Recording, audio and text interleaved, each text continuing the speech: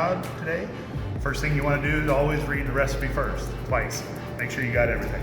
I've got everything set up, ready to go here. First thing, or the last thing that I have to do, because I've cut everything already, is to cut up our beef chuck and get that ready to go.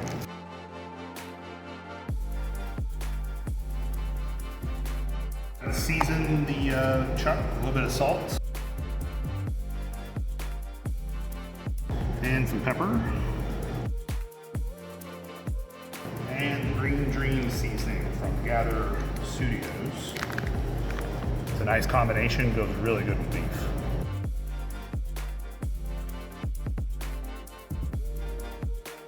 And then the couple tablespoons or a quarter cup of flour.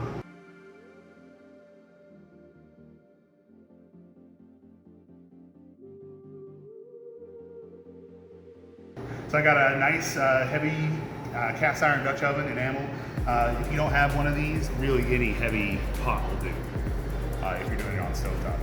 And the instructions for the recipe tell you how to do it for a slow cooker or for an instant pot or a pressure cooker as well. So this is just one way to do it.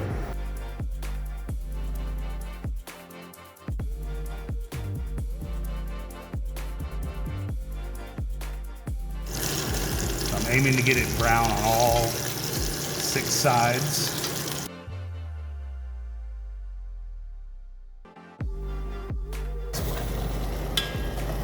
So I'm kind of scraping up some of the little bits that are on the bottom of the pot because I want to keep those. But I'm getting ready to render some bacon. So I'm going to turn the heat on the pot down to kind of a medium low, so I don't want to burn this stuff. So I took 6 pieces of the Calicrate sugar-free bacon that we sell in both of our markets here, and just did a nice even lardon or dice, probably about 1 inch long, 1/4 inch wide, nothing crazy. We're looking for the fat from this, and then the little bacon bits we'll get afterwards. I just want to get a view of this, see that we're not cooking this fast. So our bacon is pretty well rendered, got a lot of the fat in there.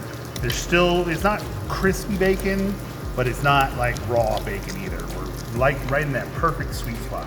This is where I'm going to add the onions that I've done in a kind of a medium dice, not too big, just kind of average size. And the carrots, which I cut kind of rustic, they're bigger chunks, so that way we can get actually decent bites of carrot with our carbonade. While our carrots and onions are sweating down, I'm going to get the garlic ready to go, which is the next step. The recipe calls for smashed garlic. Usually what I like to do is just use a bench scraper. You can use a knife too if you want. Just put a garlic clove or 2 on the board, put the bench scraper right on top of it, smash it. This is about what we're looking for on the onions and garlic, or onions and carrots, excuse me. Kind of translucent, just a little bit of color. I'm going to add the garlic to this now, and I'm only going to cook this for about 1 minute or so, just to let the garlic kind of warm up, because garlic will burn very quickly.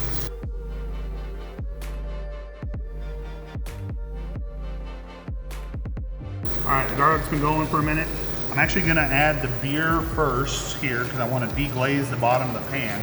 You can see on the bottom of my pan I got a bunch of, we call that the fond, F-O-N-D. It's the good stuff right there. We want to make sure that gets picked up. So I'm going to pour the beer right on top of that.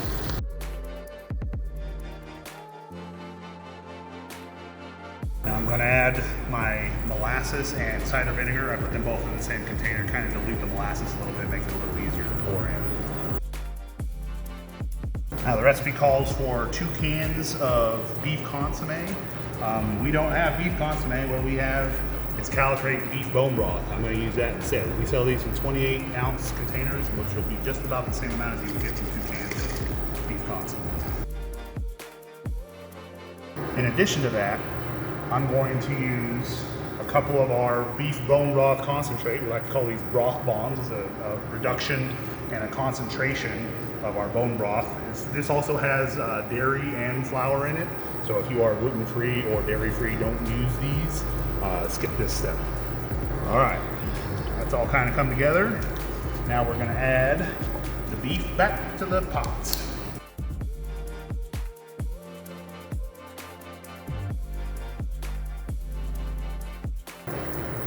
All right, we're starting to get to a boil here. We're not gonna let it get to a crazy rolling boil.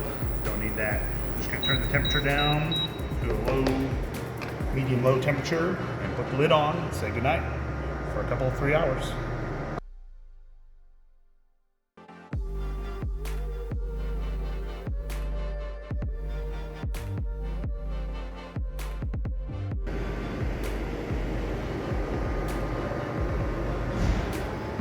So we've been cooking for about 4 hours now. The meat is just about getting to the point where it falls apart when you just look at it. The sauce is reduced just a little bit. I took the cover off about an hour ago to let it bleed some of the steam out. The carrots are nice and tender, and everything tastes amazing.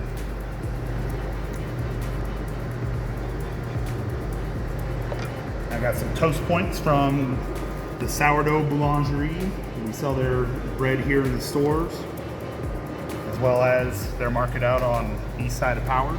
There you go, look at this. Falling apart meat.